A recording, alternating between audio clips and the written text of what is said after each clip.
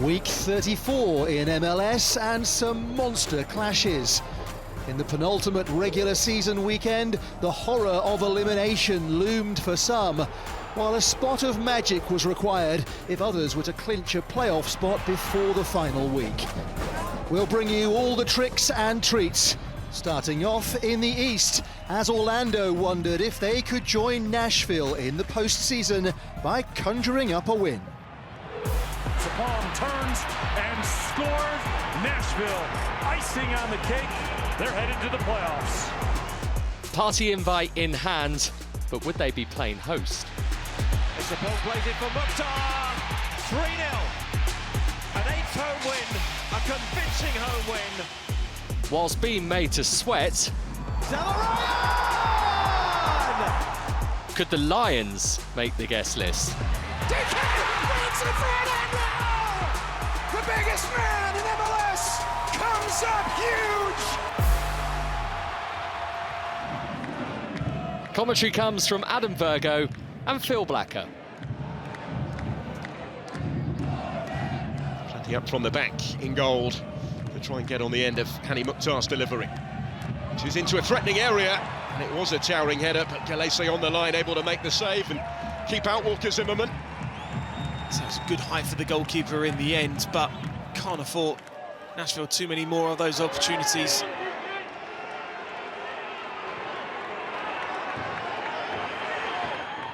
Now Nani.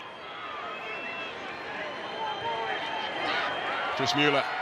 It's a good ball if he can reach it, he did! And there's the finish from DK. An Orlando City lead. A goal that may well matter much.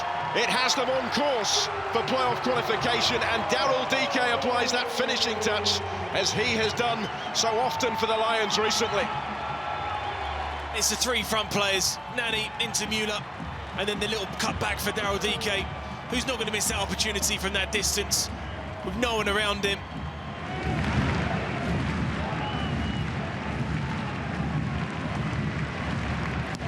Movement in the middle, his near post. Carlos getting ahead to it. Junior Urso is in there as well, and he was the one able to get the shot away off the post. Mass trying to follow up. And luck is on Nashville's side. And that was close.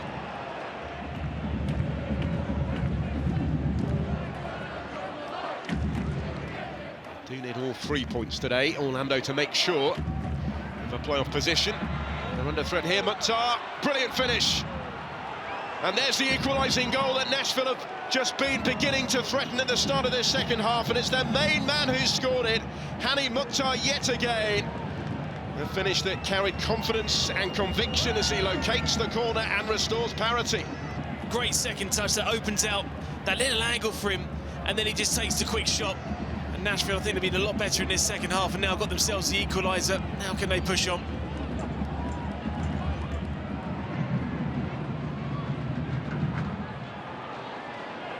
This is Liao. He's got Mukhtar outside of him. A couple of step-overs, and then a fabulous attempt at a finish, which flashes only just wide from Randall Liao. Just shows the open nature that Nashville now playing on the counter and asking more questions to Orlando. There's Carl Smith. Forward by Junior Urso. A little flick is by Benji Michel. Pato can't quite find a way through. He is going to get the free kick. Johnston's challenge on him. This will be a promising position for Orlando City. Just a minute of added time to go. Is this Alexandra Pato's moment? Oh! It's going to be bundled in anyway. Huge goal for Orlando City. Pereira the one that put it in to make sure.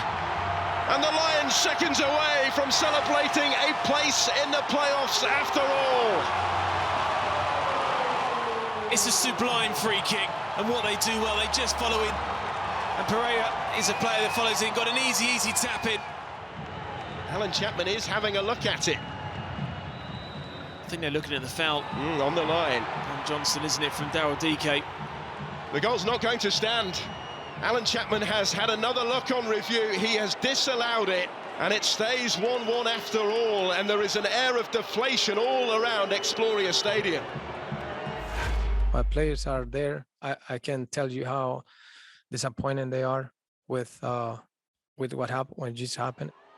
Tomorrow will be another day, and we're soccer players. This is a beautiful sport, and we have to move on and just trying to make the things happen in Montreal. Staying in Florida, where Inter Miami's slim hopes of reaching the postseason rested on victory over New York City FC. And with Blaise Matuidi picking out Gonzalo Higuain, there were positive signs for the Herons. A terrific save from Sean Johnson, though one glance at the standings, or at Phil Neville's face, told you this was the kind of glorious chance that Miami could hardly afford to miss. By contrast, NYCFC were almost there, and they had a striker in prime form. Step forward, Taty Castellanos. Castellanos with a long distance effort. What a hit that is! His fourth goal in 3 games had the visitors in front at half-time, though it was the home side who began the second period with more intent. This time, Johnson brilliantly denying Federico Higuain in the week he'd announced his impending retirement. But there was nothing Johnson could do soon after, when poor defending at another corner left Nicolas Figal to thump in the equaliser. But his first MLS goal did not have the game-changing effect the home crowd were hoping for. Because less than 4 minutes later, and with 2 brilliant passes, NYCFC came carving through Miami's defence to go 2-1 in front. Castellanos with his 18th of the season, a real golden boot contender. Inter Miami's hopes were being extinguished. New York City's playoff place almost confirmed. With 8 minutes left, Castellanos allowed Tyus Magno to seal a 3-1 victory. Results elsewhere could seal the deal. Indeed, NYCFC's win meant that they'd secure a playoff place if DC United were beaten by Columbus, who themselves were still in contention for a top 7 spot. There was an expectation it might be an electric occasion, and within the first 3 minutes... That's the way to start! Raul scores and DC United leads! Anything other than a win for the reigning MLS Cup champions would mean the defence of their crown was over at the first hurdle. But just before half-time, Tony Alfaro was coaxed into a challenge on Lucas Zelarayjan. And the Armenian international, having won the penalty, scored it to give the crew some much-needed self-belief.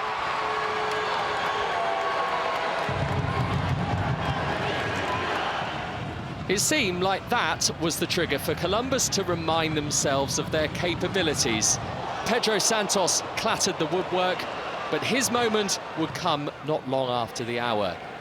DC went ball hunting, while Santos maintained his composure. And then, when it mattered, a piece of finishing perfection from the Portuguese practically silenced Audi Field. DC's defending left plenty to be desired, as the crew then struck a decisive third.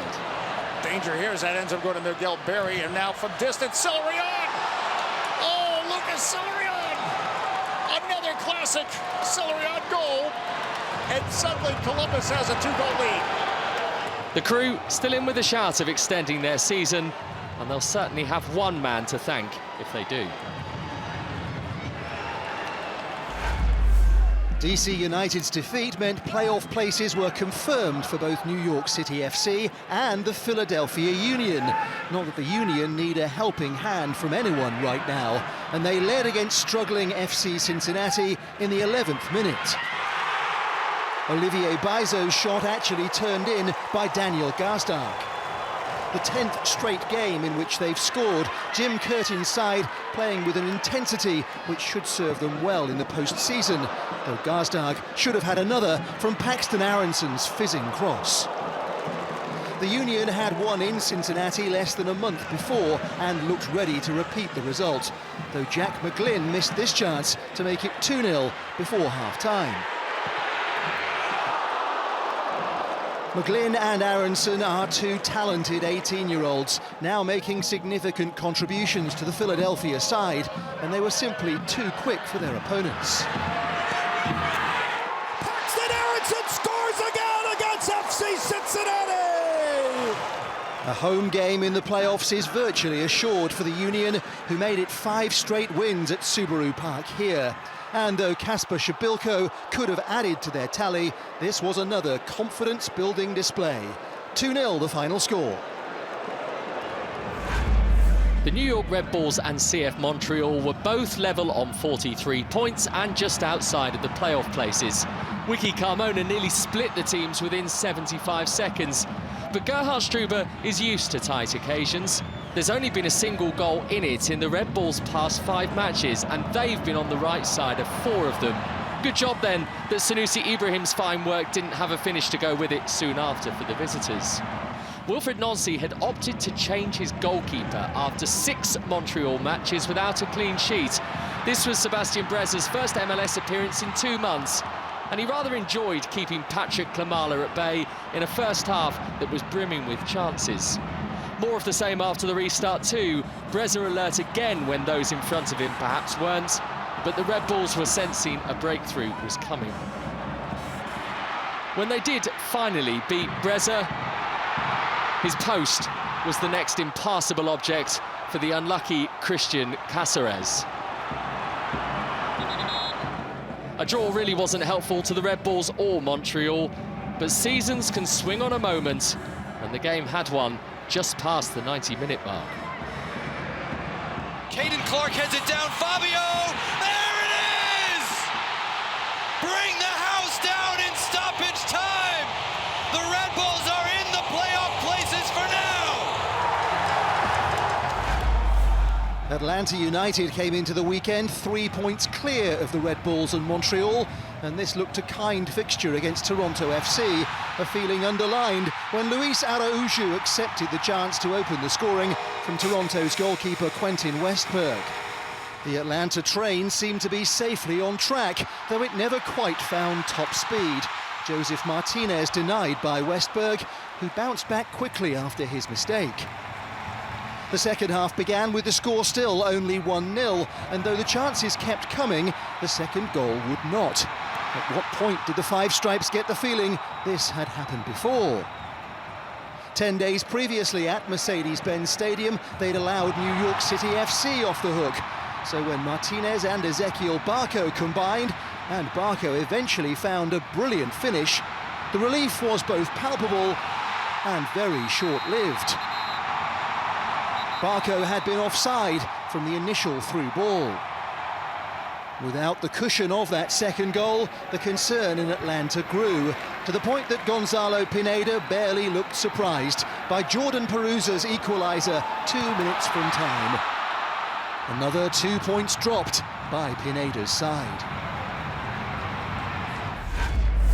To Allianz Field now, where Minnesota United welcomed Western Conference leaders SKC.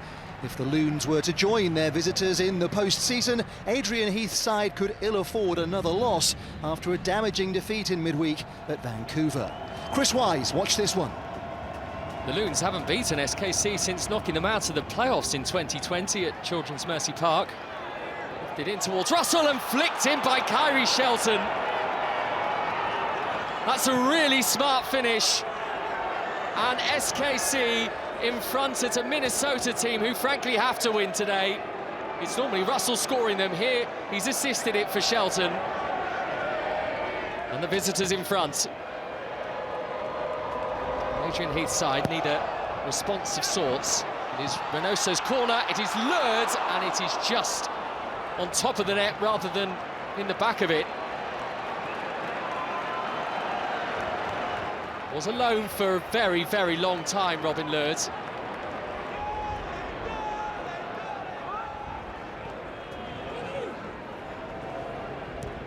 It's Reynoso's throw in. This time low from Reynoso and Lurd and Fragapani and in. Big goal for Minnesota. Franco Fragapani delivers. One or two might question whether Tim Melia could have kept this out. Got hands to it, not enough on it though.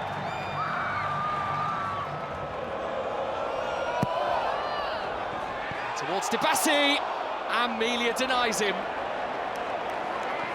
Some form of redemption for the SKC goalkeeper. It's a decent save. Lud finding Fragapani and Reynoso, and it's a penalty.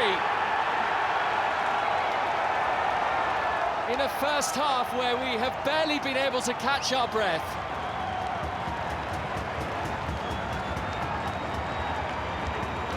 Emanuel Reynoso sent tumbling, the feet too fast.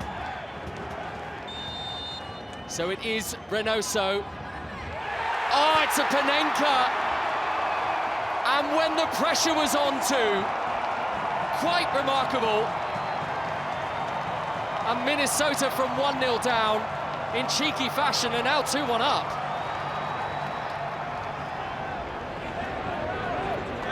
Fragapani. Reynoso. This is Trapp. In from Metanir. And Unu's header turned away by Melia. They've created plenty in this game, Minnesota. Fragapani and Lourdes. And Fragapani still not quite able to apply that crucial magic final touch. Minnesota have beaten the Western leaders. They're right in the playoff picture after this result. Well, it's never easy when you go into a game, especially against a team that's in the playoffs, comfortable where they are, playing with a lot of confidence, and you know you have to win, really. If we'd have got a point today, we maybe still would have been in it.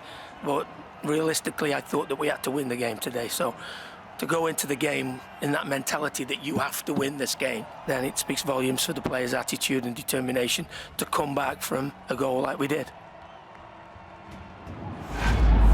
Real Salt Lake came into the weekend one place ahead of Minnesota and in the West's final playoff position. They began confidently against the San Jose Earthquakes, a chance for top scorer Damir Kreilach as they went in search of an 8th straight win at Rio Tinto Stadium. Kreilach's numbers are impressive, 15 goals on the season, and this his 9th assist, as his return ball found Albert Rusnak for the opening goal in just the 9th minute. But the recent history of these two teams suggested there was more to come, much more. RSL had come from behind in San Jose to win 4-3 in mid-September. This game was open too, though Rubio Rubin failed to take advantage. It was the kind of game where a 1-0 lead was never going to be enough. San Jose's Cade Cowell saw to that. The 18-year-old's direct run and inch-perfect cross saw Carlos Fierro level the score. And there was time for the Quakes to take the lead before half-time, as Chris Wondolowski proved the 170th goal of your MLS career can still get the fires burning. And it was 3-1 San Jose when Cowell provided the moment of the game. Look how much he's got to run into. Beasler trying to chase him down. Cowell now slowing down. Cowell cutting inside. Great skill. Cade Cowell! What a moment for the 18-year-old! Real Salt Lake were 2 down in a match they could have been winning. And things got worse when Jackson Yule nipped in to make it 4-1 in the 79th minute. Still time in this wild encounter to make things happen. Aaron Herrera's cross came to Michael Chang to make it 4-2.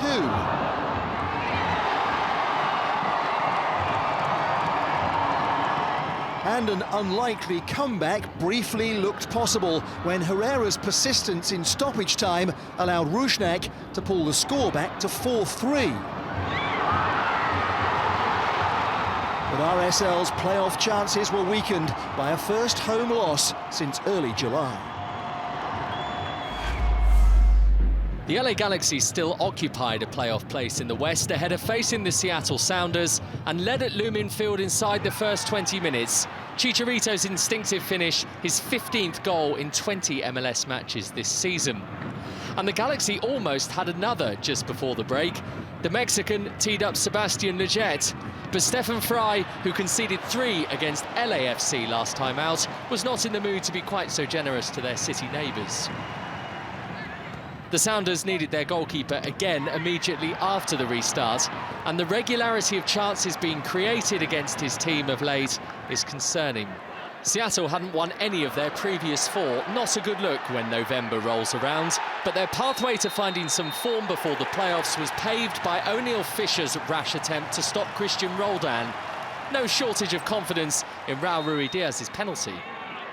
Here's Ruidiaz, goes for the Panenka, it's cheeky from Ruidiaz.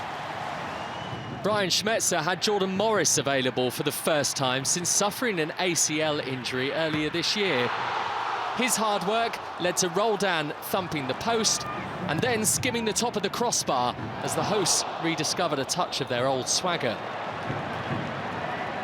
And with seconds to play, the Galaxy's point was preserved by the brilliant reactions of Jonathan Bond. No time to try and find a winner for Seattle. Like Seattle and SKC, the Colorado Rapids were still in the race to be top seed in the West, though they couldn't afford mistakes against Houston. Thankfully for them, goalkeeper William Yarborough kept his cool when Tab Ramos' side threatened to break through. The Rapids remain outsiders to finish first in the Western standings, but it's some achievement they're still in contention. In a game of relatively few chances, Lucas Estevez was kept out comfortably by Michael Nelson. And Houston looked slightly the more dangerous before half-time. Griffin Dorsey drawing another good save from Yarborough. Another day when the Dynamo weren't quite dynamic or clinical enough.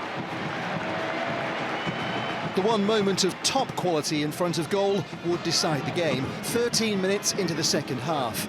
From Yunus Namli's pass, Dominic Badji's turn and shot left Houston spinning. A game-changer whose value in the postseason could be great. Though in the playoffs, the Rapids' opponents may well be more ruthless. Boniek Garcia off the bench, but unable to find the target. The Rapids, 1-0 winners here, still have the #1 spot firmly in their sights. It's not been a good year for any of the 3 Texan teams. The other 2 met at Toyota Stadium, with Austin bottom of the West and FC Dallas immediately above them. But we've seen flashes this season of what the expansion club might be able to offer in 2022. Diego Fagundes' beauty put Austin in front. But Josh Wolf's team rarely keep a clean sheet. They relinquish their lead within 2 minutes. Jesus Ferreira left alone for a rather straightforward Dallas equaliser before half-time.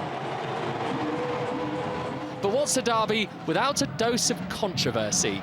Paxton Pomykor got himself ahead of Hector Jimenez. Jimenez hauled him down, and the referee adjudged it to have been the denial of a clear goal-scoring opportunity, a red card for the vastly experienced American. A lack of numbers didn't deter Austin from continuing to adopt a front-foot approach, though. Sebastian Driussi possibly should have scored his second goal in as many games after notching in another Texan derby last week against Houston. But Austin were flirting with collecting something quite rare, a point. They'd not drawn an MLS game since June.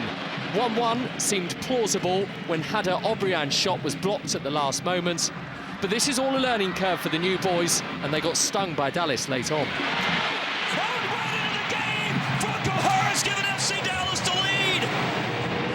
It also gave Marco Ferruzzi his first victory as interim coach, and at least ensured Dallas ended the campaign with some silverware as they lifted the new fan-created Copa Tejas trophy. The best in Texas. Something to build on, at least. In the West, Minnesota are up to 5th after beating SKC, who dropped to 2nd. The Loons face a playoff shootout on decision day against the LA Galaxy. RSL slip out of the top 7. In the East, confirmation that Philadelphia and NYCFC have qualified for the playoffs. The win for the latter also knocked Inter Miami out of contention. The Red Bulls' late victory lifted them above the line into 7th at the expense of DC United. We leave you with the goals that moved the Red Bulls and Minnesota up into the postseason positions. And the Panenka does the job. Philadelphia are playoff bound again, as are NYCFC, thanks to the new leader in the battle for the Golden Boot. Castellanos is onside and he scores! And the double! This copyrighted broadcast of Major League Soccer may not be retransmitted, reproduced, or rebroadcast without the express written consent of Major League Soccer.